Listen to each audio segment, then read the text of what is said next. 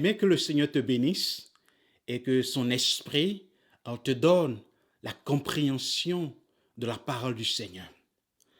Dick Lucas, un prédicateur anglican, a dit une fois, et je cite, « Si vous vous rendiez dans une église et sur la table sur laquelle sont exposés les livres, vous voyez une biographie portant le titre « L'homme que Dieu utilise » ou « La femme que Dieu utilise », vous penseriez immédiatement qu'il s'agit de l'histoire des missionnaires, d'un enseignant de la Bible ou d'un dirigeant d'église.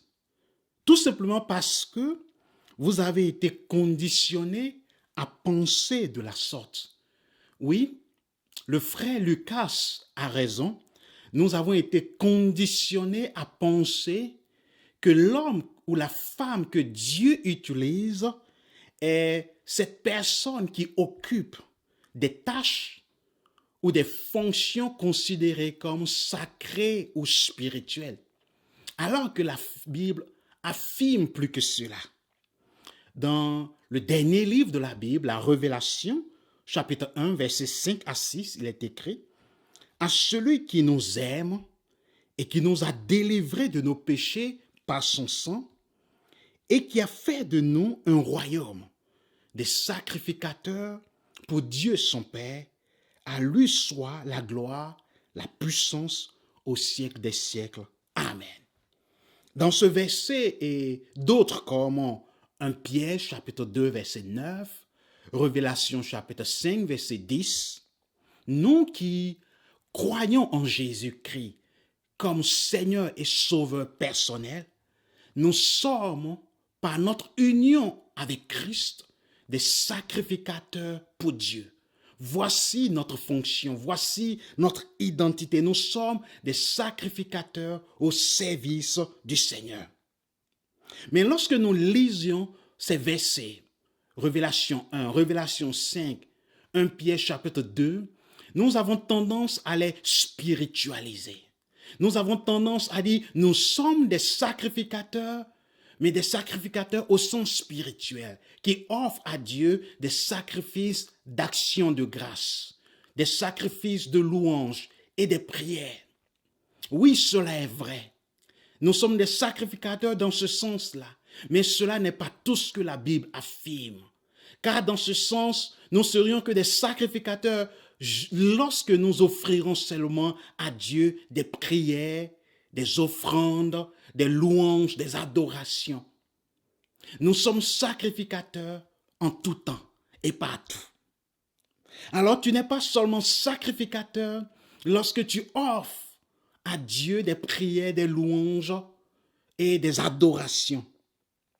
Si tel est le cas, comment nous exerçons cette fonction de sacrificateur lorsque nous ne sommes pas en train d'accomplir ces activités, ces tâches spirituelles, ou lorsque nous ne sommes pas en train d'exercer une œuvre à l'Église?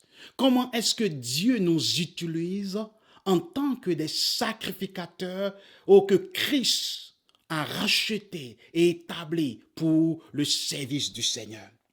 Dans le psaume 145, versets 15 à 16, il est écrit « Les yeux de tous espèrent en toi, et tu leur donnes la nourriture en son temps.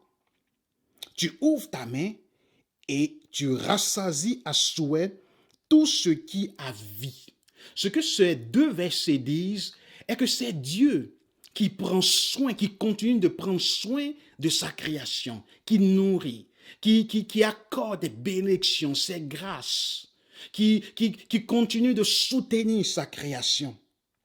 Et le réformateur Luther va nous aider davantage ici à comprendre ces deux versets. En effet, dans son exposition du psaume 147, le verset 9, dans lequel l'idée du psaume 145 est reprise, il écrit là-dessus, il dit « Dieu traite les vaches par la vocation des laitières. Dieu donne la laine, mais pas sans notre travail. Si elle est sur le mouton, elle ne fait pas de vêtements. Dieu donne la laine, mais elle doit être tondue, cardée et filée. » Pour Luther, les vocations individuelles de chaque chrétien, de chaque sacrificateur de Christ, de Dieu, il les qualifie de marques pour Dieu, derrière lequel le Seigneur continue de prendre soin de sa création. Il qualifie chaque vocation individuelle du chrétien, du sacrificateur, comme étant les doigts par lesquels le Seigneur continue de distribuer ses bénédictions à sa création. Et cette compréhension s'étend non seulement aux activités champêtre, comme le psaume l'a annoncé, le dit, mais bien au-delà. Ça se tend à toute activité légitime et approuvée par la Bible. Alors Dieu t'utilise comme son sacrificateur dans quelques activités légitimes, dans quelques activités approuvées par la Bible que tu accomplis chaque jour.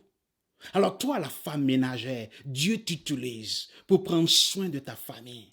Alors toi, l'instituteur, Dieu t'utilise pour prendre soin de façon intellectuelle, éducationnelle de ces élèves qui sont sous ta charge. Et toi, l'ingénieur, Dieu t'utilise dans ce que tu fais chaque jour. Et n'importe quel travailleur croyant au Seigneur Jésus, étant sacrificateur de Dieu, Dieu t'utilise dans ton occupation de tous les jours. Et toi, le pasteur, Dieu t'utilise pour le bien-être spirituel des âmes qu'il a placées sous ta charge. Tu es l'homme ou la femme que Dieu utilise par ton travail de tous les jours afin de prendre soin, afin que Dieu lui-même puisse prendre soin et continuer à prendre soin de sa création. Alors je veux t'exhorter. Le point de ce message, c'est de t'exhorter avec la parole du Seigneur qui dit tout ce que vous faites, faites-le de bon cœur, comme pour le Seigneur et non pour les hommes. Colossiens chapitre 3, verset 23. Car c'est Dieu qui t'utilise pour continuer à prendre soin de sa création. Alors, l'homme ou la femme que Dieu utilise, c'est toi, le sacrificateur pour Dieu que Dieu emploie chaque jour par ton travail, par ton occupation pour continuer à prendre soin de sa création, à distribuer ses bénédictions.